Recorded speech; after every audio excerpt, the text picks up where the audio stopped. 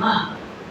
இன்னொரு உயிரை கொன்றுதான் இந்த உடம்பை வளர்க்கணும் அப்படின்னா அது தேவையில்லை என்கின்ற ஜீவகாருண்யத்தை கடைபிடித்தால் போதும். அதுதான் கழிவோம். இன்னொரு உயிரை கொண்டுதான் நம்ம சாப்பிடணுமா? அப்படி தேவை. வள்ளுவர் பன்னூல் பெருங்க பால் பிரிய போகணும்பா. எங்கன்னா ஆழம் அருள்னு கேட்டார். அருள் என்பது அதுக்கு எப்படி வரும்? இன்னொரு உயிரை கொண்டுதான் ஆழணும்னு நினைச்சாங்க. அப்போ உணவு என்பது உணர்வோடு தொடர்பு. காட்டிலே வாழக்கூடிய ஒரு இனம் இப்படித்தான் உண்ணும் என்றால் அவர்கள் அப்படித்தான் உண்ணுவர். அதுல நமக்கு அசிங்கமோ ஐயே என்னெல்லாம் இப்படிப்பட்டவங்களா இருக்காங்களோ அப்படின்னு நினைக்கிறதுக்கு வேலையே இல்லை. இதை நீங்க இப்படியே ஞாபகம் வச்சுக்கோங்க.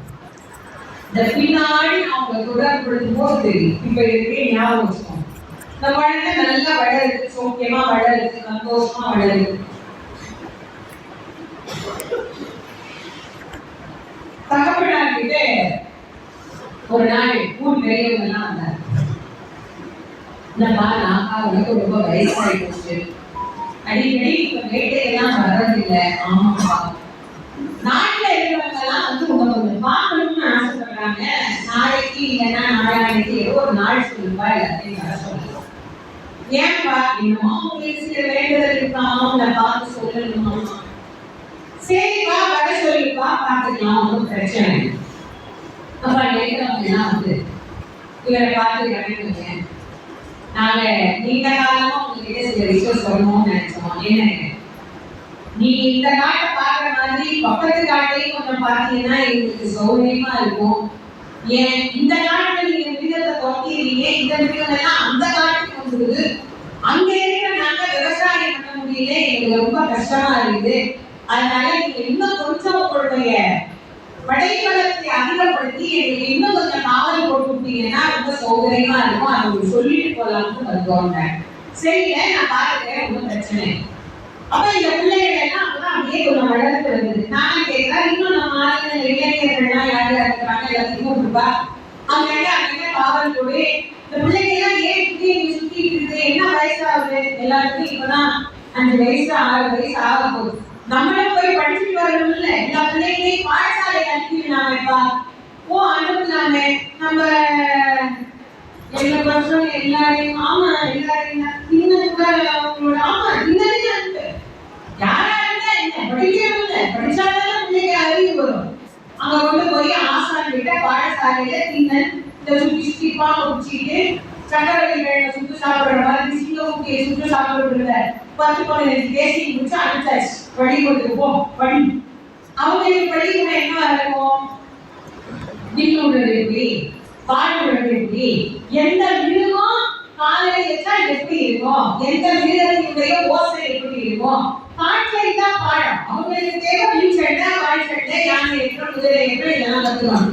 இவர் என்ன பண்ணார்? கொண்டு போய் அப்பா பாடசாலையில் விட்டுட்டு வந்துட்டார். ஆசிரியர் முதல் நாள் எல்லா பிள்ளைகளையும் உட்காருக்கிறார். எல்லா பிள்ளைகளையும் உட்கார வச்சு பாடம் சொல்லிக்கிறார். கண்ணு எல்லாரும் நல்லா கவனிங்க, இதுதான் வில்லு. உங்களுக்கு எல்லாம் கீழே வச்சுக்க பார்த்தீங்களா? எல்லாம் கையை எடுத்துக்கோங்க. அந்த கையை எல்லாம் ஒன்று பிடிக்கிறோம், இப்படிலாம் உடையக்கூடாது, இப்படிதான் புரியணும். வில்லை இப்படி புரியணும். எல்லாம் புரிஞ்சாச்சு. இதுதான் அம்பு. அம்பு எடுத்து இதுல வை. ஒன்னொன்னுக்கு வைக்க தெரியல, இப்படி இருக்குது அப்படி இருக்குது, ஒன்று கீழே ஒழுங்குது, ஒன்று மேல ஒழுங்குது. நம்மளுக்கு என்ன வெள்ளியில குடி பார்த்து கரெக்டா உள்ள குடி ரெண்டா குழந்துச்சு. யாரா கொடுத்தது? அதுக்குள்ள ஆசானே நாங்கல்ல இந்த தின்னம்பாயெல்லாம் விட்டான். அவரை இன்னொரு வாங்கிட்டு அவர் அந்த எடுக்கிற அழகை பார்த்து ஆசிரியர் அசந்து போயிட்டார். அதை குறி பார்த்து விடு, அதை குறி பார்த்து விட்டா சரியா குறி போய் விழுந்தது. ஆசிரியருக்கு ஒரே ஆச்சரியம். ஒன்னொன்னு இவர் செய்யன்னு சொல்லி முடிக்கிறதுக்குள்ள அவர் செஞ்சே முடிச்சிட்டான். வாத்தியார் கூப்பிட்டு நேரம் அவங்க அப்பா போயிட்டு, நாகா உன் பிள்ளைக்கு நீங்க சொல்லி தர அளவுக்கு நான் இன்னும் படிக்கிறேன். எனக்கு என்னெல்லாம் தெரியுமோ அதெல்லாம் ஒரே நாள்ல இவன் செஞ்சுடுறான்.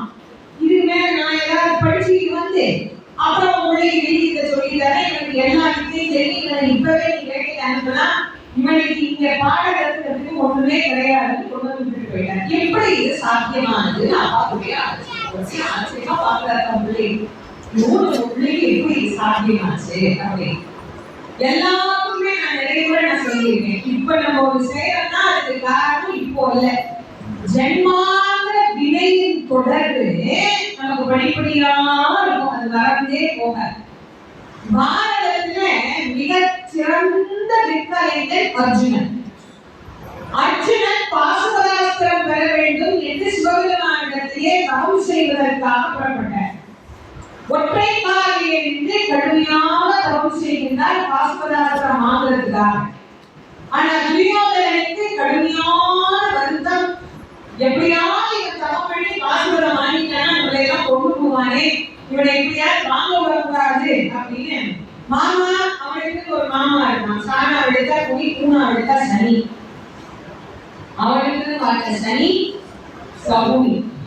மாமா ஏன் இவன் பாவம் பண்ண போறானாமே, எப்படியாவது தடுத்து நிறுத்தணும், அது உன்னால முடியாது, பேசாம இப்படிதான் அடிக்கடி அவங்க எதுக்குறேன்னு போயிட்டு உடம்பெல்லாம் அடி வாங்கி வந்து கடைசியில் அவங்க ஒத்தனம் கொடுத்ததே எனக்கு ஒரு வேலையா போச்சு. அதெல்லாம் உன்னால பண்ண முடியாது, சும்மா இருக்கு. மாமா அந்த அபிசார வேள்வியிலே ஒரு பூதம் கொண்டு போகுது. அந்த பூதத்தை அந்த அசுரனே இவர் போய் அர்ஜுனனை கொல்ல கடவுது அப்படின்னு எழுதி, அவன் ஒரு பன்றி வடிவத்தை எடுத்துக்கொண்டு அர்ஜுனனை கொல்வதற்காக ஓடுகிறார். இவரா உனை மறந்து உலகத்தை மறந்து உலகத்தையே மறந்து தவம் பண்றார். என்ன நடக்குது ஏது நடக்குது இவருக்கு எதுவுமே தெரியல, எல்லாத்தையும் மறந்து இவர் தவம் பண்ணிக்கிறார். அந்த பன்றி அவரை கொல்வதற்காக வேகமா ஓடி வருது. அசுரன் பன்றி வடிவத்துல வரலாம். இது அம்மா பார்வதி பார்த்துட்டே இருக்கிறாங்க. இப்பயே தாயாருக்கு ரொம்ப ரொம்ப ரொம்ப ரொம்ப அவசரம். இதுவும் பிள்ளைக்கு ஏதாவது ஆயிடுமோன்னா தாய் விடம் இல்லையா, அவள் பல வரைக்கு போயிடாளே, சீக்கிரமா அதெல்லாம் ஒன்னும் அர்ஜுனுக்கு ஒன்னும் ஆகாது, நீ கவலைப்படாது, சும்மா பேசாம அந்த பண்ணி பக்கமா வந்துருச்சு. பக்கமா வந்துருச்சுங்க, அர்ஜுன கண்ண மூடி தவம் பண்ணிக்கிறாங்க, ஒன்றும் தெரியலைங்க, சீக்கிரமா போங்க. இன்னும் பக்கமா வந்துருச்சு. இந்த பக்கமா வந்துருச்சு போறீங்களா இல்லையா திரும்பி பார்த்ததில்ல. சுவாமி ஒரு வேடனாக புறப்பட்டு விட்டார். அந்த அம்மா ஒரு வேட பெண்மணியாக பின்னாடியே போறார். கணவன் எப்படியோ, நல்ல கணவன் எப்படியோ அப்படியே மனைவியும் போறார். அதான் தெளிவா சொல்லிடுறேன் நான் சொல்லும் போது. கணவன் ராத்திரி 10 மணிக்கு 3:30 போற வழியில போறதா இருந்தார். கணவன் எப்படியோ மனைவியும் அதே வழியினார்.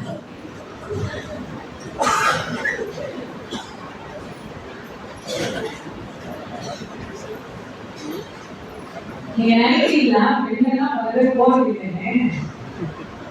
உங்க ஊர்ல வேணா நீங்க பார்த்தாலே சொல்லுங்க, அதெல்லாம் எல்லா ஊர்லயும் ஆண் பெண் வேதனையே இல்லாம போயிடுச்சு, அந்த நிலைமைக்கு ஆயிடுச்சு. யோசிச்சு பாருங்க, கணவன் எந்த வழிக்கு போனாலும் நினைவு போயிட முடியாது, நல்ல வழியில போனா நினைவு போகணும். இவர் வேலைனா போனா அந்த அம்மா வேடுக்க போயிட பின்னாடியே போனேன். 2 பேரும் போறாங்க. அந்த பன்றியின் மீது சிவபெருமான் ஒரு பானத்தை விடுறார். அங்கே இந்த பன்றி அவன் பக்கமா வந்தோடனே அந்த அதிர்வை உணர்வு கொண்ட அர்ஜுனன் கண்ணை திறந்து பார்த்தான். ஏதோ ஒரு உருவம், அது என்னெல்லாம் அவர் கவனிக்கல, ஏதோ ஒரு உருவம் தன்னை காக்க வருகிறது என்பதை தெரிந்து கொண்டு அப்படி அந்த கண பொழுதில அவரும் பானத்தை எடுத்து பணி விட்டார்.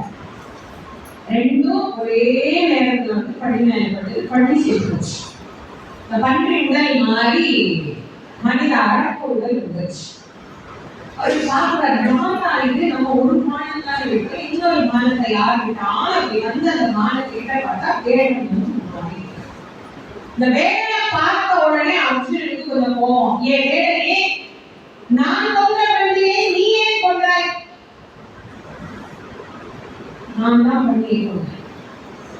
நான் பானம் போட்ட பன்றி மேலதான்ப்பா நீ பானம் போட்ட. ஓ, என்ன சாதாரணமான ஆளு நினைச்சியா? இல்லைன்னா செத்த மாமா அடிக்கிற வீரன் நினைச்சியா? என் காட்டுல சுத்துற வேடனை நான் யாரு தெரியுமா? வில்லுக்கு ஒரு விஜயன் என்று சொல்லிட்டு இருக்கிற அர்ஜுனன் நான்.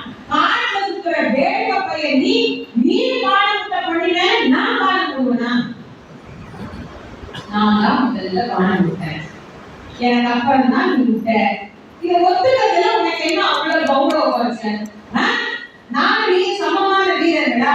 எங்க உனக்கு அவ்வளவு தைரியம் இருந்தா எடு உன் பிள்ளை, என்னோட நீ யுத்தம் பண்ணு, என்னை ஜெயிச்சு பார்ப்போம். நாட்டுக்கு இது வேணும், உனக்கு அவ்வளவு வாய் கொடுப்பா, எடு உன் பிள்ளைன்னு. சரிவா, எனக்கு விருப்பம் இருந்தாலும் எனக்கு ஒன்றும் பிரச்சனை இல்லை. 2 பேர் சண்டை போடுவோம், 2 பேருக்கு பிச்சண்டை நடக்குது, ஒருத்தர் ஜெயிக்க முடியல. சிவபெருமானுக்கு ரொம்ப நாளா ஒரு ஆசை, தன் பக்தனை ஆற கழுவி கட்டி பிடிச்சு பார்க்கணும்னு அவருக்கு ஒரு ஆசை.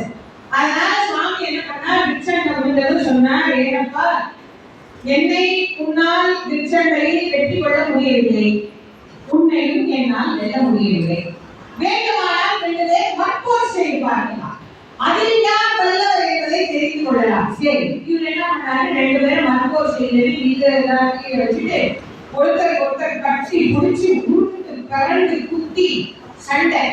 இப்படி கட்டி பிடிச்சி உருண்டு பெறும் போது என்னாச்சு, வேடனா இருந்த சிவபெருமானுடைய திருவடி அர்ஜுனனோட தலைமையில போய் பட்டுச்சு.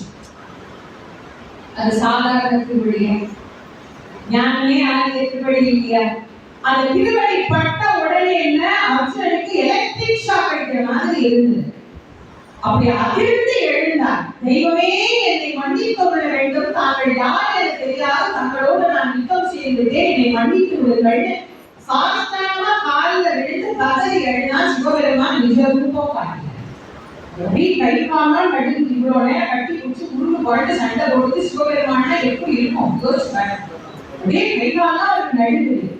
சிவபெருமான் சொன்னார், அப்பா வேற என்ன வர வேண்டுமோ கேள்வி தருகிறேன் சுவாமி, வேதமும் காணாத பாவமோக இங்கு எழுந்தருளி எவக்கேட வந்தியே, எனக்கு என்ன சுவாமி வேண்டாம், எப்போதும் நான் அந்த பக்தி செய்யணும், அந்த பக்தினால நான் முக்தி அடையணும். இவர் எதுக்கு தவம் பண்றாரு உங்களுக்கு ஞாபகம் இருக்கா? ஆனா அவர் மறந்து வச்சு, ஏன்னா நம்ம நேரில் சிவபெருமான பார்க்கல, அவர் பார்த்துட்டார். நமக்கு ரொம்ப பிடிச்ச ஒரு சினிமா நடிகையோ இல்ல ஒரு டிவி பிரபலத்தையோ நம்ம திடீர்னு நேரில் பார்த்தா என்ன ஆகும்?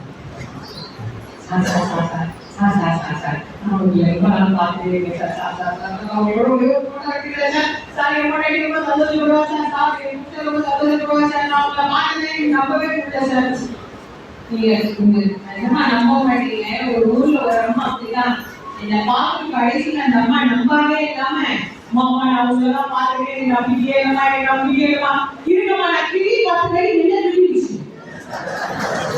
எனக்கு சுடீர்ந்துச்சு. நானும் எம்மா எந்த கிட்ட வரணும், உன்னை கிளி பார்க்கணுமான்னு ஐயோ பாருங்க, பதட்டத்துல யாருக்கு இருந்ததே தெரியாம உங்களே கிளி ஐயோ படிச்சிருக்கோமான்னு அதான் போய் யோசிச்சு பார்க்க யோசிப்பாங்க. ஒரு சாதாரணமா மனிதர்களை பார்த்தாலே நமக்கு கை நாளெல்லாம் ஓட மாட்டேங்குது, புரிய மாட்டேங்குது, ஒன்றும் பண்ண மாட்டேங்குது.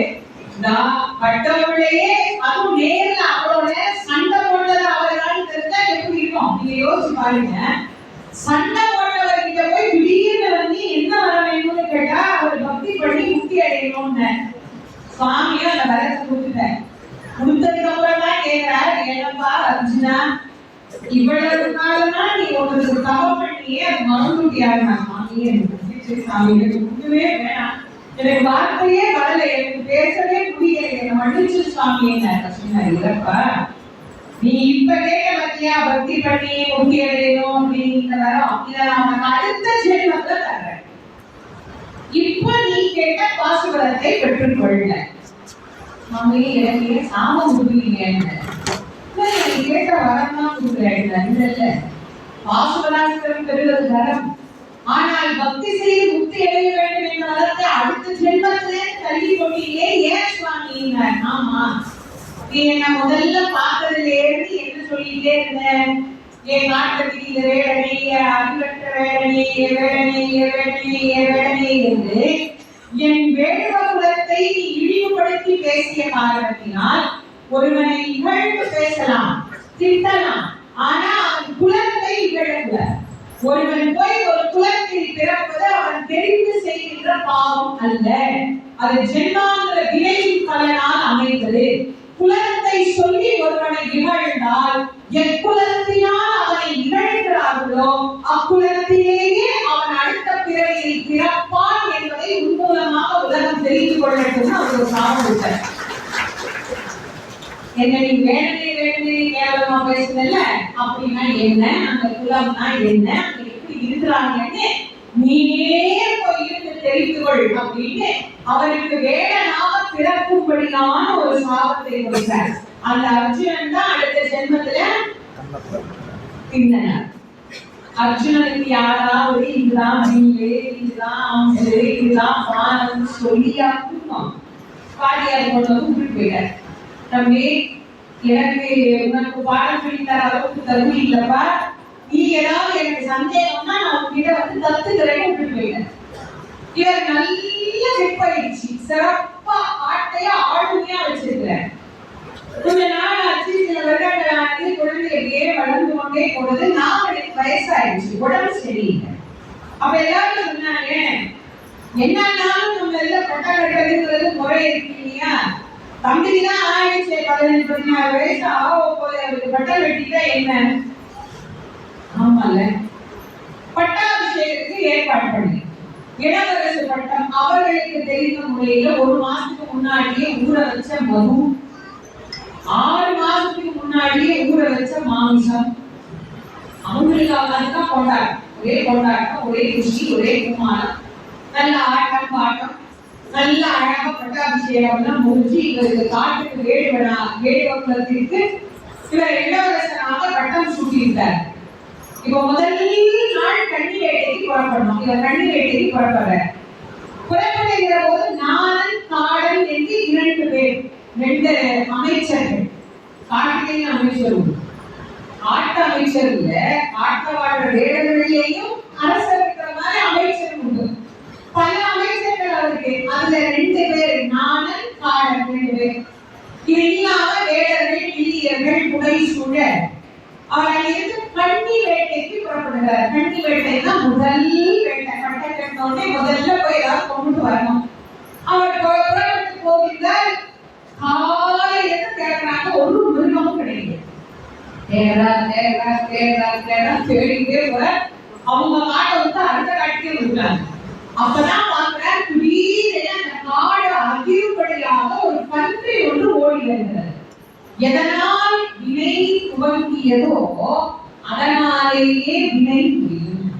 நாட்டில் ஒரு பழமொழி சொல்லுவாங்க, கத்தி எடுத்தவன் கத்தியுடன் தான், துப்பாக்கி எடுத்தவன் 4 பேருக்கு வீட்டுல கத்தி அடப்பாமனு.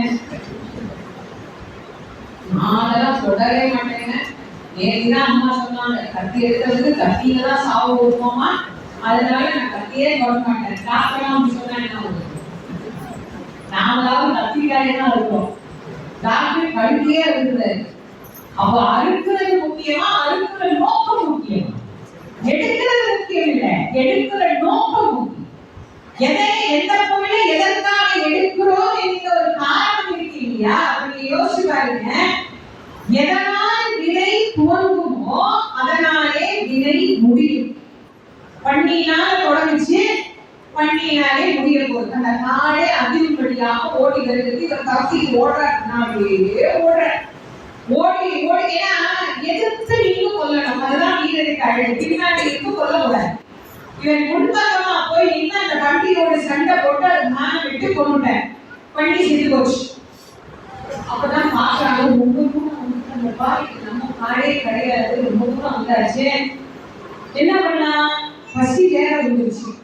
பேசாம இந்த பண்டிகை சுற்றி இங்கேயே சாப்பிட்டுட்டு அப்புறமா நம்ம கிளம்பி போலாம் அப்படின்னு எல்லாரும் முடிவு பண்ணோடனே இவரு என்ன பண்ணாரு, நானா எனக்கு ரொம்ப தாகமா இருக்கு, தண்ணி வேணும்னு கேட்டார். ஓடி வந்த கடைக்கு தாகம் தண்ணி வேணும். உடனே இந்த நாணன் என்கின்ற நல்வினை 2 வேலை இருக்கு, நல்வினை தீவினை. நாணன் என்பது நல்வினை, காடன் என்பது தீவினை. இந்த நாணன் என்கின்ற நல்வினை சொல்லுது, ஏப்பா தின்னா மலர் இருப்பாரு. ஆமா, அந்த மலை மேல ஒரு குடுமி சாமி ஒன்று இருக்குது. நானும் உங்க அப்பாவும் வரும்போதெல்லாம் பகல் நேரமா இருந்ததுன்னா அப்பப்போ போய் அந்த குடுமி சாமியை பார்த்துட்டு வருவோம். அந்த சாமி இருக்கிற மலைக்கு கீழே பொறுப்புகரி ஆறு ஒன்று ஓடுது. அதாவது மனுஷ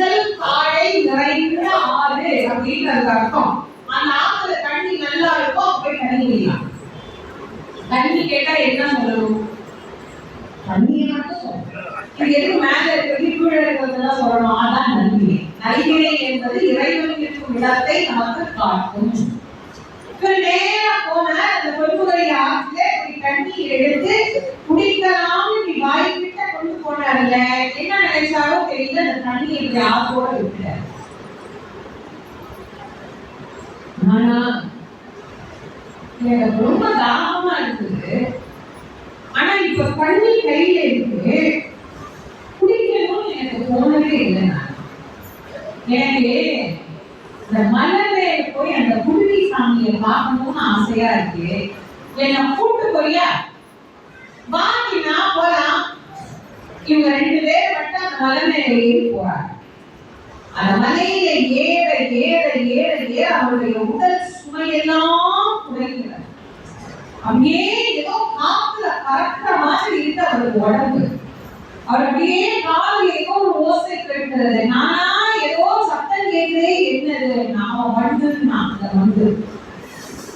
வண்டு இல்லை. அநாகரத்தில் அவுராதர்களுக்கு ஓசைப்பட்டும் என்பது இல்லை. இந்த ஆன்மாவானது மூலாதாரம், சுவாதிஷ்டானம், மணிபூரகம், அநாகரம், விசுத்தி, ஆக்ஞா, சகஸ்ராம் வர வேண்டியது. மேல அவ்வளவுதான், ஒண்ணும் கிடையாது.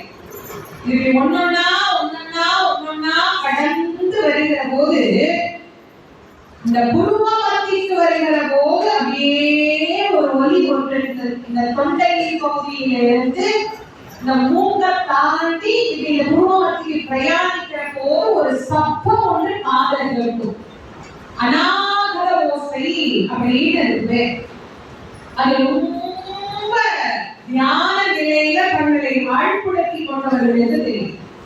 நான் என்னுடைய எதிர்வாசல் வகுப்பிலேயே நான் அதை பத்தி சொல்லியிருக்கேன். என்னுடைய தியான வகுப்புல கூட நான் அதை பத்தி நிறைய சொல்லியிருக்கேன். நான் அன்னைக்கு மாணிக்கவாசலை சொல்லும் போது திருவாசலை பத்தி சொன்னோடனே நிறைய பேர் நம்ம சவிதா மாணிக்க ஒரே எண்பை, எப்ப அம்மா கிளாஸ் எடுப்பாங்க, அம்மா கிளாஸ் எடுப்பாங்க அப்படின்னு நானே சொல்லியிருக்கேன். நான் என்னோட யூடியூப்ல எல்லாம் சப்ஸ்கிரைப் பண்ணி வச்சிருக்கீங்கன்னு நினைக்கிறேன். வச்சிருக்கீங்களா? என்னோட யூடியூப்ல எப்ப என்ன கிளாஸ் எடுப்பேன் அப்படின்றத அதுதான் நான் போடுவேன். ஏன்னா எனக்கு தொடர்ச்சியா இதுதான் வரையறை அப்படின்னு வாழ்க்கை இல்லை. சொற்பொழிவுகள் சனி ஞாயிறு இல்லாம இருக்கணும். அந்த நேரம் பார்த்துதான் நான் கிளாஸ் எடுக்க முடியும். அதனால ஆன்லைன்ல எப்போ வகுப்பு, இப்பதான் 2 வகுப்பு எடுத்தேன். ஜெயமாரிலே 2 வகுப்பாக இப்பதான் எடுத்து நிறைவு பண்ணேன். அதனால பிப்ரவரி மார்ச்ல நான் ஏதாவது ஒரு வகுப்பு போடுவேன். அந்த வகுப்பு போடும்போது உங்களுக்கு கண்டிப்பா என்னோட யூடியூப்ல நான் கொடுப்பேன். அந்த வகுப்புகள்ல படிக்கும் போது நிறைய பேருக்கு நான் இதுதான் சொல்லுவேன். அப்ப பல பேர் என்கிட்ட கேட்பாங்க, அந்த தியான வகுப்பு எடுத்தேன், தியான வகுப்பு எடுக்கும் போது நிறைய பேர் கேட்பாங்கம்மா, ஏதோ ஒரு சத்தம் வருதுமா. முதல்ல அப்படிதான் இருக்கும். நாளாக நாளாக அதை பழகினோம்னா அந்த ஓசை என்ன புலப்படாது. அது பயிற்சி. அநாகர ஓசை சில பேருக்கு கடற்கரை மாதிரி இருக்கும், சில பேருக்கு மணியின் ஒலி போல இருக்கும், சில பேருக்கு சங்கநாதம் போல இசைக்கும். அது ஒவ்வொரு ஆன்மாவினுடைய தன்மையை பொறுத்து அவர்கள் எதோடு அந்த பிரபஞ்சத்தில் தொடர்படுகிறார்களோ அதை பொறுத்து. இவருக்கு வண்டின் இசை போல அந்த காதுல விழுது. அந்த சத்தம் எப்படி இருக்கு, வண்டு சத்தம் விட்டா எப்படி இருக்குமோ அப்படி அந்த காதுல விழுதாம். அவருடைய மேல ஏறி போக போக அந்த சத்தத்தை உணர்ந்து கொண்டே போகிறார். நேரம் மேல ஏறி போய் பார்த்தா ஒரு சிவலிங்கம் இருக்கு. அதான் அவன் சொல்லியிருக்கான் பூர்வி சாமி. அவன் பாசையில அவனுக்கு அவ்வளவுதான் தெரியும்.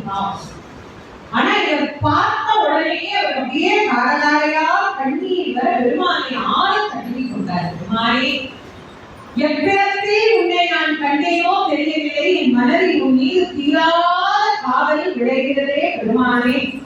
ஆனா அமுதனாக அளவிலா பெருமையுடைய பெருமானாக விளங்குகிற நீ இப்படி இந்த காட்டுல தனியாக சாமி இருக்கிற, உனக்கு பயமா இல்லை?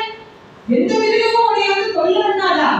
எப்படி இப்படி தனியா இருக்கலாம்? நான் இருக்கும்போது இனிமே தனியாலாம் இருக்கக்கூடாது. எப்போய் நான் தான் உனக்கு காவலா இருப்பேன், நான் இங்கேதான் இருப்பேன், கூடவே தான் இருப்பேன், உன்னோட நான் வரமாட்டேன், இனிமே எனக்கு எல்லாமே நீதான். நானும் பார்ப்பேன் படிக்க வர மாதிரி குழம்புறான். ஏப்பா பாக்குட்டீங்கன்னா போலாம்பா, இங்கே இருந்து நீ என்ன பண்ண போற? குடிக்க தண்ணி கூட கிடையாது, இங்க ஏதாவது கீழதான் போனோம். ஆமா இல்ல, இங்க மேல சாமிக்கு தண்ணி கிடையாது, சாப்பாடு கிடையாது, ஒண்ணுமே கிடையாது. அப்ப சாமி எப்படி சாப்பிடும்? சாமி எப்படி தண்ணி குடிக்கும்?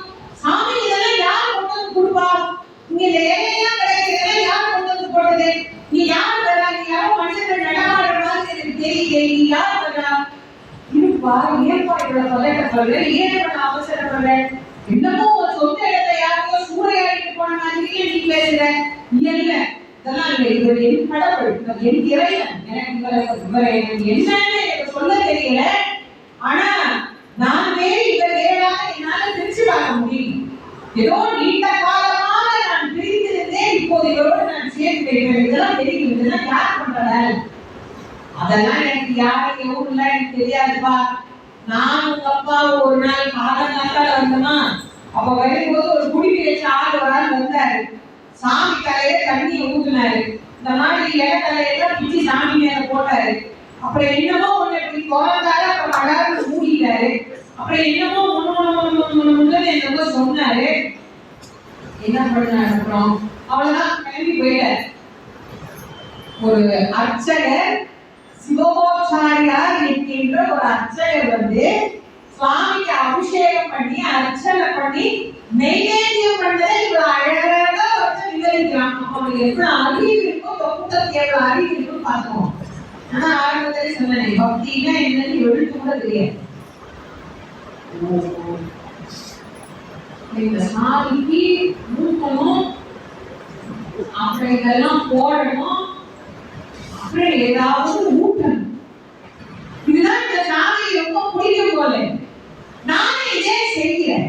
நானும் கீழே போய் சாமி எல்லாம் தயார் பண்ணி எடுத்துட்டு வந்துடுறேன் அப்படின்னு ஒரு 4 அடி நோக்க திரும்ப போயிட்டார். சாமி சாமி பத்திரமா இருக்கியா? கொஞ்ச நேரம் தான்,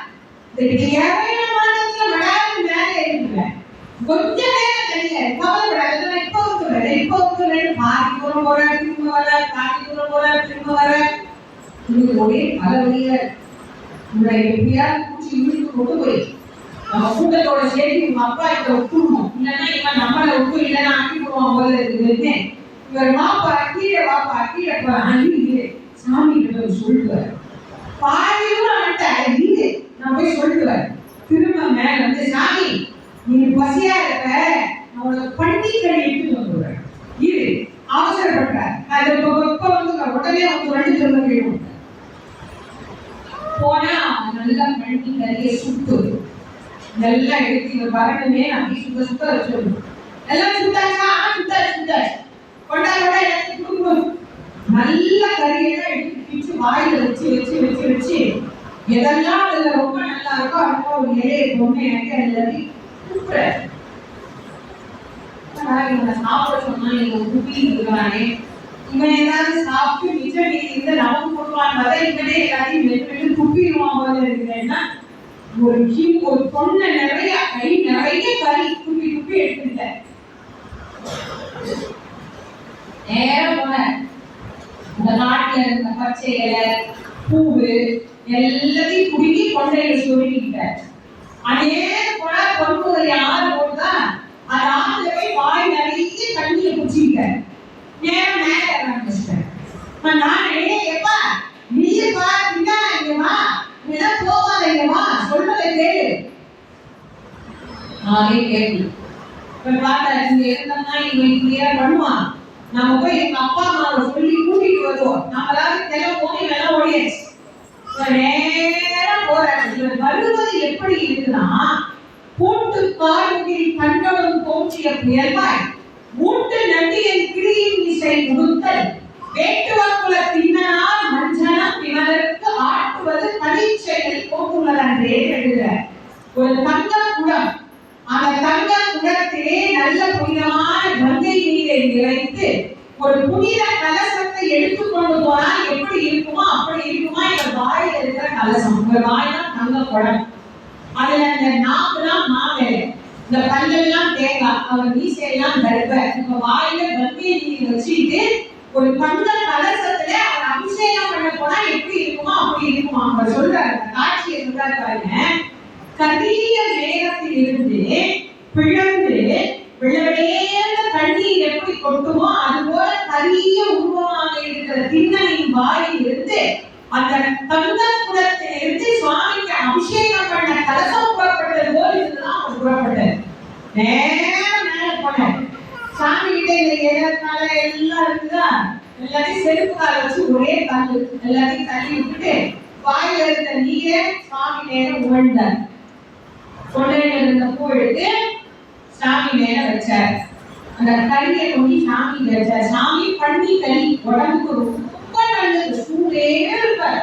உடம்பு மாறி அப்படியே குடு குடு குடு மாறி போயிடும். நல்லா சாப்பிட்டு சாமின்னார். இறைவன் இதை ஏற்றுக்கொள்ளுகிறாரா? ஆதிசங்கரர் ஒத்து சொல்கிறார். ஆதிசங்கரர் கிட்ட ஒருத்தர் கேள்வி கேட்கிறார், பக்தி என்ன செய்யும் அப்படின்னு கேட்டார். பக்திக்கும் நகரோகி பக்தாவசம் சாயந்தே, பக்தி என்ன செய்யாது அப்படின்னு சொன்னார். பக்தி என்ன செய்யாதுன்னு கேட்டார். மார்காவத்தின் பாதுகை பசுபதே ரந்தஸ்ய கூச்சாயத்தை கண்டூஷாம விசேஷனம் புரணிகோ வித்யாபிஷேக மாம்சசேஷக பலம் நவ்யோபமாராயத்தை பக்திக்கும் நகரோகி பக்தாவசம் சாயந்தே. பக்தி என்ன செய்யாது? மார்க்கத்தில் போட்டு தோய்ந்த பழம் செருப்பு சுவரிமாற்றை நடுநிற்பிட்டியே. அவன் கடைக்கு பார்த்து வைத்த எச்சில் கறி அமிர்தத்தை விட உயர்வாக இருந்தது. அவன் வாயிலிருந்து வந்த அந்த உமிழ் நீர் கங்கை நீரை விட புனிதமாக இருந்தது. அவன் கொண்டையிலிருந்து வைத்த காட்டு மலர்கள் கற்பக மலரை விட உயர்வாக இருந்ததாம் சிவபெருமானுக்கு. ஏன்? இவை அனைத்திலேயும் அவன் அன்பு என்கின்ற ஒன்றையே கலந்திருந்தான். அதனால் இறைவன் ஏற்றுக்கொண்டார். சுவாமி ஏற்றுக்கொண்டார். சுவாமி சாப்பிடு சாப்பிடு சாப்பிடுங்க. நாங்களும் சாமியை சொல்றோம். சொல்றோம் புளிசாரம், சுண்டலு, சக்கரை பொங்கல், தயிர் சாதம். ஏன் இவ்வளவு வைக்கிற? சாமி என்ன சாப்பிட போது கொஞ்சம் கொஞ்சமா வை. பிரசாதம் எல்லாருக்கும் கொடுக்க வர முடியாது. கொஞ்சமா வை. வைக்கும் போதே சொல்லிட்டுதான் வைக்கணும். சாமி என்ன சாப்பிடவா போகுது? நாங்க எழுதி ரொட்டியே கொட்டி சாமி தராடுவோம். நீ சாப்பிட்டு தோற்றாரு. சும்மா பார்த்துட்டு கொடுக்குது. நான் தான் சாப்பிட போறோம்னு என்றைக்காவது இந்த உணவு இறைவன் உண்புவார் என்கின்ற நம்பிக்கையோடு அந்த உணவை இறைவனுக்கு வைத்திருக்கிறோமா? இல்லையே. தேங்காவை கொண்டு உடைக்கும் போதே அன்னைக்கு கொஞ்சம் போனா உடைச்சிட்டாருன்னா அவருக்கு ரெண்டு திட்டு எப்படி போய் திட்டுது. அதை வாங்கும் போதே ஆட்டி பார்த்து தட்டி பார்த்து நாளைக்கு சட்டி ஒழுங்கா இருக்கும், பூமாவுக்கு ஒழுங்கா இருக்கும். ரூபாய்க்கு ஒரு பொருளை வச்சா கூட அந்த பொருள் இறைவனுக்கு தான் என்கின்ற எண்ணம் இருப்பதே இல்லை. அதை எப்படி இறைவன் ஏற்றுக்கொள்வார்? இவன் வச்சது என்னவோ உங்களுக்கும் எனக்கும் பிடிக்காத உணவு. நான் உங்களையும் சேர்த்துக்கிறேன். உங்கள பலருக்கும் வேணா வச்சு நமக்கு பிடிக்காத உணவு இறைவனுக்கு அது பிடிக்குமா என ஒரு கேள்வி. இறைவனுக்கு உணவில் பிடிக்கவில்லை, வைப்பவனின் அன்பில் தான் இறைவனுக்கு பிடிக்கும். நிறைய பேர் எழுதுகிறார். கண்ணப்பர் சிவபெருமானுக்கு கறி படைச்சாருங்க, நாங்க ஏன் நான்வெஜ் சாப்பிட்டு போய் போகிறாரு? அவர் சாமிக்கே கறி வச்சாருல்ல. நான் நிறைய பேருக்கு முதல்ல சொல்ற விஷயம் என்ன தெரியுமா? நம்மளை யாரோட கம்பேர் பண்றோம் கொஞ்சமாவது அறிவோட யோசிச்சு கேளுங்க. கண்ணப்பர் கறி வச்சார், நான் ஒத்துக்கிறேன். நீங்க கறி வைங்க, பிரியாணி வைங்க, கோழி கறி வைங்க, என்ன வேணா வைங்க. நீங்க சாப்பிடுங்க, வைங்க, என்ன வேணா வைங்க.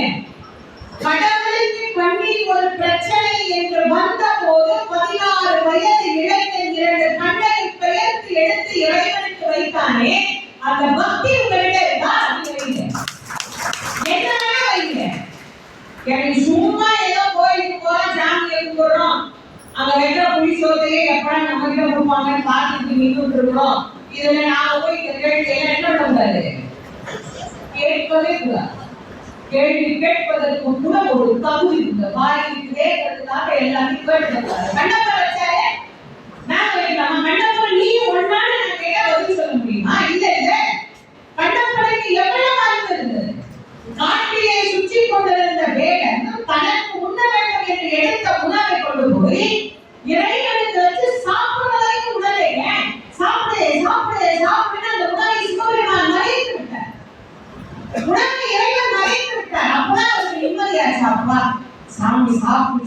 என்னை சாமியை சாப்பிட வச்சுட்டாங்க நம்புறாங்க.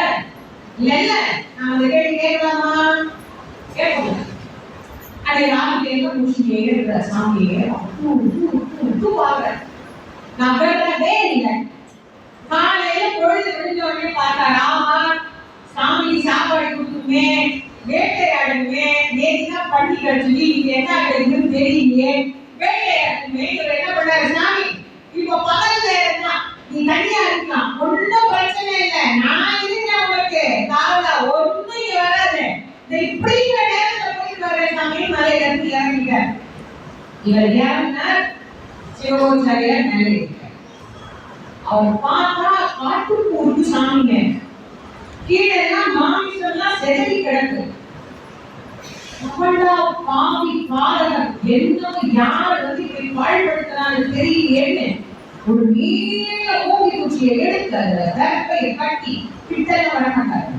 அங்கிருந்தே அதை கூட்டி தள்ளி சுத்தம் பண்ணி இந்த கொடை தண்ணி ஊற்றி கும்பாபிஷேகம் பண்ணி திரும்ப கீழே போய் தண்ணி எடுத்துட்டு வந்து அவரோட கும்பாபிஷேகம் பண்ணியிருப்பார். எல்லா கீட்டையும் கழிச்சுட்டு அவர் என்ன பண்ணாரு தான் கொண்டு அந்த பிரசாதத்தை வச்சு நைவேத்தியம் பண்ணிட்டு போயிட்டார். மாலையே ஊர் வந்தார். ஓ குளிக்க வச்ச சாமி வந்து இது போல இருந்து செருப்பு கால ஒரே கல் முடிஞ்சிச்சு. இவர் வாயில இருந்து தண்ணிய சாமி மேல உமிழ்ந்து காட்டு பூ எடுத்து சாமி மேல வச்சு சாமி நீங்க மாத்தரி ஒன்று போய் அவங்க கேள்வி கேட்க முடியாது. எவனை கேட்டு எந்த பாரஸ்ல சுட்ட அப்படின்னு யாரும் அவங்க கேட்க முடியாது. உடம்புக்கு ரொம்ப சூடு சாமி நீங்க குளிர்ச்சியா சாப்பிட்டல நீங்க சூடாதான் ஒரே மாதிரி சாப்பிடுற உடம்புக்கு ஆவார். அதுலயும் நீ நல்லா கொப்பு தேன் கிடைச்சிட்டா அந்த மான் பெரிய கொப்பு தேன்ல ஊற வச்சு கொண்டு வந்துருக்கேன் சாப்பிடு. காரணம் கொடுப்பா சுவாமி சுவாமி பிரியமா அதை மறைச்சிட்டாரு. 2ஆம் நாள் போச்சா 3ஆம் நாள் 4ஆம் நாள் 5ஆம் நாள் தாழ முடியாத வேதனை போச்சு. அவர் இரவு படுக்கும் போது சிவபெருமான்கிட்ட கண்ணீர் விட்டு கதறி அழறார். சுவாமி யாரோ ஒரு பாதகன் தினமும் வந்து இடத்தை போய் பாழ்படுத்துகிறார். நீ கண்ணீரிலும் அவனை பார்த்து கொண்டே இருக்கிறாயே அவனை நீ தண்டிக்க கூடாது. ஏன் சுவாமி உன் இடத்தில் இப்படி ஒரு அசுத்தம் நடைபெற நீ பார்த்து கொண்டிருக்கிறாயே அந்த பாவி யாருன்னு நீ கேட்கக்கூடாதா? என் கண்ணீரையாக அவனை காட்டக்கூடாதா? ஏன் சுவாமி இப்படி பண்றேன்னு கண்ணீர் விட்டு கதறி அழுது படுத்து தூங்கினேன். அந்த இரவு சிவபெருமான் சிவகோச்சாரியார் கனவு நியாயமா சுவாமி யார் கனவுக்கு போயிருக்கோம் இன்னொரு கனவுக்கு போயிருக்கோமா என்ன சொல்லியிருக்கோம்? ஏன்னா நீ பாட்டு இந்த மாதிரி மான்கறி பன்னிக்கறி முயல்கறி எருமக்கறி எல்லாம் கொண்டு வராத நான் இதெல்லாம் சாப்பிட மாட்டேன். எனக்கு அப்பால் அரிசி புளி சாதம் சர்க்கரை பொங்கல் அப்புறம் தயிர் சாதம் இதெல்லாம் எப்படி செய்யணும்னு சொல்லி நாளைக்கு குளிக்க வச்ச சாமி ஒண்ணு வரும். அது இதை நீ எப்படி பூஜை எல்லாம் பண்ணணும்னு பார்த்து கத்து தெரிஞ்சுக்கோ. அதே மாதிரி எனக்கு நாளை எடுத்து நீ பண்ணு அப்படின்னு சொல்லணும்ல. சொல்லணும்னா சாமியும் நினைச்சாருங்க. ஆனா இந்த பூராதான கனவுல போய் சொல்லிட்டு இவன் தான் சாமியை பார்த்ததுல இருந்து தூங்காமலே உட்கார்ந்துக்கிறாரு. எங்கிருந்து சாமி போகுது அவருக்கு கனவு இல்லை நனவு இல்லை எல்லாம் சாமி தான். இவர் முறையிட்டார். ஆனா இந்த வேலையெல்லாம் செய்யல. அவருக்கு வேலையே இல்லை. அவருக்கு வேலையே சாமியை பார்க்கறது மட்டும் தான். அவர் அவரே பார்த்துட்டே உட்கார்ந்துருக்கிறார். இப்ப யோசிச்சுக்கோங்க சுவாமியே அவங்க கனவுக்கு போறார். யோகாச்சாரியர் கனவுக்கு போய் சிவபெருமான் சொல்றார் பாவின்னு சொன்னவரியா அவன் பாவி பரம அவனுடைய வழியெல்லாம் நம்முடைய வழி அவனுடைய அறிவெல்லாம் நம்மை அறிவு மாறுகிறது. அவனுக்கு என்ன தவிர இந்த உலகத்தை தெரிஞ்சுக்கிறதுக்கு ஒண்ணும் கிடையாது. என்னை தவிர அவனுக்கு உலகில் அன்பு செய்ய வேறு ஒருவரும் கிடையாது. நான் மட்டும்தான் அவனுக்கு இருந்தேன். அவனுடைய பக்தியின் பெருமையை உனக்கு உணர்த்துகிறேன். நாளை நீ பூஜை செய்துவிட்டு என் பின்னே ஒழித்து கொண்டு போயிடாதே. அவருக்கு காலை எழுந்த பொழுது விழிக்கும் போது அந்த கனவு அவை கண்ண திறக்கிறப்போ அவருக்கு தாராளா கண்ணீர் வருது. ஏன் தெரியுமா? இத்தனை ஆண்டுகள் நான் வேதம் புராணம் இதிகாசம் எல்லாம் படித்து படித்து படித்து ஆகம முறைப்படியெல்லாம் நான் இந்த இறைவனை பூஜித்தேன். அப்போது ஒரு நாள் கூட எனக்கு கனவில் காட்சி தராத இறைவன் யாரோ ஒரு அடியாருக்காக இன்றைக்கு என் கனவில் வந்து காட்சி கொடுத்தார். இறைவனை என் கனவிற்கு ஒரு அடியார் அனுப்பினாரே, அவரை நான் எப்ப பார்ப்பேன்?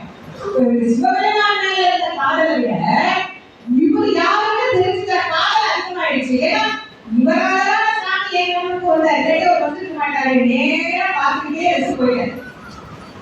இவர் போறதுக்கு முன்னாடி அவரு இறங்கி போயிட்டார். நேரம் மேல போற போனவரு அவருக்கு என்னாலும் மனசு கேட்க அதே மாதிரி மூங்கி பூச்சி எடுத்தார், தர்பையை கட்டினார், மூணார் கழுனார், சுத்தம் பண்ணார், அபிஷேகம் பண்ணிட்டு சுவாமி பின்னாடி போய் அப்படி ஒழுங்கிட்டு என்ன நடக்குதுன்னு பார்ப்போம் அப்படின்னு ஒழுங்கிட்டார். வழக்கமாக வரக்கூடிய பின்னன் அன்றைக்கு அதே மாதிரி வாய் நிறைய நீர், கை நிறைய கறி, கொண்டை நிறைய பூவு எல்லாத்தையும் எடுத்துட்டு நேரம் மலை மேல ஏறினார். கொஞ்சம் தூரம் வந்ததும் காவல் இடமாகவும் மயில் பலமாகவும் போச்சு. தீய சகுனங்கள் குறிப்பிடுகின்றன. அவர்கள் இந்துக்கள் எல்லாம் பார்ப்பார், காட்டுலதான் வாழ்ந்த சகுன இந்துக்களை எல்லாம் பார்த்து அவர் யோசிக்கிறார். ஏதோ இந்த சகுனம் பிழைப்படுகிறது, நமக்கு ஏதும் துன்பம் வருமானு அவர் யோசிக்கிறார். சுவாமிக்கு ஏதாவது துன்பம் வந்திருக்குமோ இருந்து வேகமா போனார். நினைச்சது சரியா இருந்தது. சுவாமியோட ஒரு கண்ணில் இருந்து அப்படியே ரத்தம் கொட்டு. வாயில இருந்த தண்ணி போச்சு, கையில இருந்த கறி போச்சு, கொண்டையில இருந்த பூ பறந்து ஓடி போய் சுவாமி மேல அந்த வழியில கண்ணீர் ரத்தத்தை அப்படியே தொடச்சு தொடச்சு தொடச்சு தொடச்சு பார்க்க அப்படியே வழித்து கொண்டிருந்த ரத்தத்தை தன்னுடைய கையால் துடைக்கிறார் துடைக்கிறார் துடைக்கிறார் துடைக்கிறார். அது நிற்கவே மாட்டேங்குது. துடைக்க துடைக்க அதிகமாயிட்டே போகும். இந்த பாதைய செயலை யார் பண்ணாலும் இங்க போய் தேடலாம், அங்க போய் தேடலாம், பின்னாடி போய் தேடலாம். இப்ப மட்டும் பின்னாடி இருக்கிற சிவபெருமான் கண்ணுக்கு தெரிஞ்சாலே சட்னியாகி சப்பானுக்கு பாய்ச்சல் கொண்டீங்க. ஒன்னும் புரியல. பதட்டத்துல அவருக்கு எதை செய்யறதே தெரியல. வேகமா போற நான் பச்சையை குடுக்குறேன், அதை கொண்டு வந்து கசக்கி கண்ணுல குடிக்கிறேன், ரத்தம் ஜாஸ்தி வருது.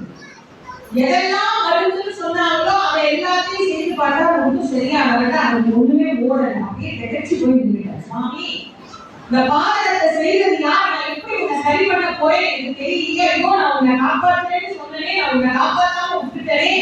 நான் இப்படி உன்னை அம்மோட விட்டு போனது என் தப்பு, என் தப்பாலதான் இப்படி ஆச்சு. நான் என்ன பண்றது? பதவியவர் நிதானமா யோசிக்கிறார். ஆசிரியர் ஒரு முறை பாடம் எடுக்கும் போது சொன்ன ஒரு வார்த்தை எனக்கு இன்றைக்கும் நினைவிருக்கிறது. ஊனுக்கு ஊன் கொடுத்தால் சரியாகிவிடும் என்று அவர் சொன்னார். அப்போது கண்ணுக்கு கண் கொடுத்தால் சரியாகிவிடும். யோசிக்கவே இல்லைங்க. ஒரு வினாடி கூட யோசிக்கிறார். 16 வயது இளைஞர். வாழ்க்கை என்றால் என்ன என்பதை இப்பொழுதுதான் வாழ துவங்கி இருக்கிற இளைஞன் அம்பராதுணியிலிருந்து அம்பை எடுத்தான். தன்னை கண்ணை அகழ்ந்து எடுத்தான். பக்தி என்கின்ற பசை வச்சிரமாக போய் சிவபெருமான் கண்ணோடு ஒட்டி கொண்டது. ரத்தம் வழிவது நின்றுவிட்டது. ஏன் சந்தோஷம்! ஆஹா, சாமி ரத்தம் வழிகிறது நின்று போச்சு. கண்ணுல சாமி குடிச்சிருச்சு, சாமி கண்ணுல ஒட்டிருச்சு, ரத்தம் வரல. இவரு கண்ணுல கொட்டுது ரத்தம். பெரிய உடல் குதிக்கிற ஆடுற பாடுற சந்தோஷப்படுற. கொஞ்ச நேரம் தான் இன்னொரு கண்ணிலேயும் ரத்தம் வழி. கவலையே படல, யோசிக்கவே இல்லை. எனக்கு இன்னொரு கண்ணு இருக்கு, நான் எடுத்து வச்சிருக்கேன். ஆனா இந்த கண்ணை எடுத்துட்டேன்னா சாமி கண்ணு எங்க இருக்குன்னு எனக்கு தெரியாது. யாராவது பக்கத்துல இருந்தா கை பிடிச்சி கொண்டு போய் இறக்கலாம்ல, ஆளும் இல்லை. ஒருத்தர் இல்லையே. நீ என்ன பண்ணாரு தெரியுமா? அந்த காலில் இருந்த செருப்பு கூட கழுத்தன்னு ஒரு தோணலைங்க. அந்த செருப்பு காலோட தூக்கி நடு நெட்டியில கொண்டு அடையாளமா வச்சுக்கிட்டாரா. பார்வதி பதறா. யோ, இந்த பிள்ளை இந்த கண்ணை பேர் எடுத்துற போதோ அப்படின்னு. சுவாமி சுவாமிங்கிற அவசரம் மடியாம கொஞ்ச நேரம் அவர் அந்த அம்பராதுணியிலிருந்து அம்பை எடுத்து கண்ணு கிட்ட கொண்டு போனாருங்க. ஒரு கை வந்து அதை குடிச்சிருச்சு. அந்த கை வலையை போட்டுருக்கலாம். அப்பா வரணும்னு நினைக்கிறதுக்கு முன்னாடியே வந்துருவான் அம்மா. அவ பிடிச்ச உடனே சுவாமி வந்துட்டார். நில்லு கண்ணப்பா, நில்லு கண்ணப்பா, நில்லு கண்ணப்பான்னு அவருக்கு காட்சி கொடுத்தார். சுவாமி, தாங்களா எனக்கு நிஜ வடிவம் காட்டுவது என்றாராம். நீ யார்? எதற்காக இங்கு வந்து தவம் செய்தாய்? எதனால் உனக்கு இந்த அனுபவம் கிடைத்தது என இப்போது உணர்ந்து கொள்வாய். அவருக்கு நிஜம் என்ன என்பதை உணர்த்தி எனக்கே நீ கண் கொடுத்த காரணத்தினால் இன்று முதல் திண்ணனாயிருந்த நீ கண்ணப்பன் என்று பெயர் பெறுவாய். எனக்கு நீயே காவல் என்றாய், என் மனைக்கும் நீயே காவல் என்றாய். அதனால் இந்த வினாடி முதல் எனக்கும் இம்மலைக்கும் நீயே காவலாக விளங்குவாய். என்னை வழிபடுபவர்கள் உன்னை வழிபட்டால்தான் என் பலன் அவர்களுக்கு பரிபூர்ணமாக கிடைக்கும் அப்படின்னு வரம் கொடுத்தார். முதலாக கண்தானத்தை துவங்கி வைத்தவர் சிவபெருமான். இவ்வளவு சாதனைகள் செய்திருக்கிறார், எவ்வளவு பார்ப்போம். இதுவும் அவர் செய்யக்கூடிய ஒரு சாதனை. அசைவம் தானே என்று இறைவன் அதை படைத்தவரை உதறிவிடவில்லை. அவரிடத்திலே இருந்த அன்பு, அதுதான் ஆரம்பத்தில் ஆரம்பிக்கவோ ஒரு விஷயம் சொன்னாங்க. இறைவன் நாம் எடுத்து வைக்கக்கூடிய பிரசாதத்தில் என்ன இருக்கு என்று பார்க்கவில்லை, வைப்பவரின் மனதில் எவ்வளவு அன்பு இருக்கிறது என்பதைத்தான் அளவீடாக எடுத்துக்கொண்டார். இன்றைக்கும் திருக்காலத்தி என்கின்ற மலை மீது கண்ணப்பதான் இறைவனுக்கு காவல். இந்த காலகஸ்தின்னு போறாங்கல்ல, பல பேருக்கு இந்த ராம தோஷம், பேரு தோஷம், கல்யாணம் ஆகல அப்படின்னா மாலத்துக்கு போயிடுவாங்க. அங்க போவாங்க, எந்த ஒரு இடம் கொடுப்பாங்க. அங்க ஒரு சட்டியை வச்சு, ஒரு குட்டியை வச்சு, ஏதோ வச்சு ஏதோ நாங்கள் வந்து சொல்லி பூஜை பண்ணிட்டு அவங்கதான் முடிஞ்சிச்சு, தோஷம் எல்லாம் கழிஞ்சிச்சுன்னு கிளம்பி கூட்டு வந்துடக்கூடாது. அங்க போனா முதல்ல கூட வேண்டியது கண்ணப்ப நாயனாரை தான். அவரை வணங்கிய பிறகுதான் சிவபெருமானை வழிபடும். சிவபெருமானை வணங்கி விட்டு அதுக்கு நீங்க என்ன பூஜை பண்றீங்களோ அந்த பூஜை எல்லாம் பண்ணிட்டு 4 பேருக்கு சாப்பாடு வாங்கி கொடுத்துட்டு இந்த தோஷம் நீக்க வேண்டும் என்று பிரார்த்தனை பண்ணிட்டு வரணும். இதுதான் கண்ணப்ப இன்றைக்கும் மலைக்கு காவலாக இருந்து அருள் புரிகிறார் அப்படின்னு சொன்ன சாதாரணமான ஒரு வேடுவர் குலம் என்று நாம் நினைக்கின்றோம். ஆனாலும் அதில் வளர்ந்ததற்கு எவ்வளவு ஒரு அன்பு, அந்த அன்பிலே எவ்வளவு ஒரு வைராக்கியம், அந்த வைராக்கியத்தை இறைவன் அவருக்கு கொடுத்த வரத்தின் பலனால் திண்ணனாய் இருந்தவர் கண்ணப்பராய் மலர்ந்து இன்றைக்கு நமக்கு ஒரு அற்புத உதார புருஷராக வாழ்கிறார். இந்த உலகத்திற்கு நாம் வருகிற போது இறைவன் தந்த கொடை இந்த உடல். இந்த உடல் திரும்ப போகும்போது மண்ணிலேயோ நெருப்பிலேயோ ஒன்றுக்கும் பயமில்லாமல் போகும். வாழ்க்கையில் நாம் வாழ்கிற காலம் வரைக்கும் யாருக்கே உதவி செய்யாவிட்டால் கூட மரணத்திற்கு பிறகாவது இந்த கண்களை பிறருக்கு நாம் மானமாக கொடுக்கின்ற பட்சத்தில் நம்மால் இந்த உலகை 2 உயிர்கள் என்றைக்கும் பார்த்து கொண்டே இருக்கும் என்பதை நினைவுபடுத்தி இவர்கள் கண்கள் மட்டுமல்ல, பல உடல் உறுப்புகளை தானமாக கொடுக்கலாம் என்கின்ற அறிவியல் வளர்ச்சி நமக்கு ஏற்பட்டிருந்தாலும் முதலாக இப்படி தானம் செய்யலாம் என்பதை நமக்கு கற்றுத்தந்த ஐயார் அர்ஜுனனாய் இருந்து திண்ணனாய் மலர்ந்து கண்ணனாய் கண்ணப்பராய் இன்றைக்கு நமக்கு காட்சி தரக்கூடிய அந்த கண்ணப்பரையுடைய பெரும் கருணை நம் எல்லோருக்கும் பரிபூர்ணமாக துணை புரிய வேண்டும் என்று வேண்டிக் கொண்டு எல்லோருக்கும் என்னுடைய 2025ஆம் ஆண்டு வாழ்த்துக்களை தெரிவித்து இந்த ஆண்டு எல்லோருக்கும் நல்ல ஆண்டாக, மகிழ்ச்சியான இன்பமயமான ஆண்டாக, வெற்றியான ஆண்டாக எல்லாம் இறைவன் அருள் புரிய வேண்டும் என்று வேண்டி